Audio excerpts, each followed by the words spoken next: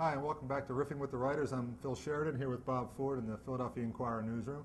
And there's been a lot of talk, and will be a lot more talk, about Andy Reid looking at his quarterbacks, looking at his young players, reevaluating this team for the future. But I think another issue is maybe what is the future for Andy Reid, and who's going to evaluate him I at know this the point? future for Andy Reid. Washington. He said so. He said so a lot.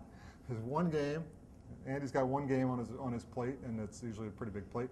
But seriously, what is the end game here? What happens next for this organization? I mean, it's fair to wonder, how do they rebuild? But it's also fair to wonder, is this the right guy at this point, given all that's been happening here, to do the rebuild? I think Andy Reid's a good football coach. He won a lot of games here. He did not win them with mirrors. I think he is the guy to take them into that next stage. But I think that next stage has started, and I think it's time for him to reload this team and to look to the future.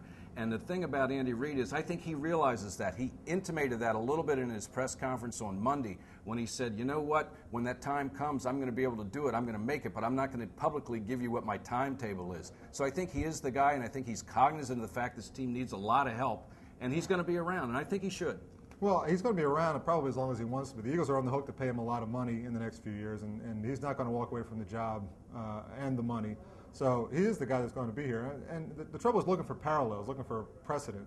Everyone points to Bill Cowher. He was in Pittsburgh for years and years and went through several cycles before he finally won that Super Bowl. But that's a real oddity. Most coaches, if they're going to win a Super Bowl, they've won one, at least one by now, in Andy's tenure. And Andy's already been here longer than Mike Holmgren's whole staff was in Green Bay, for example. So his plan is the original plan is long gone.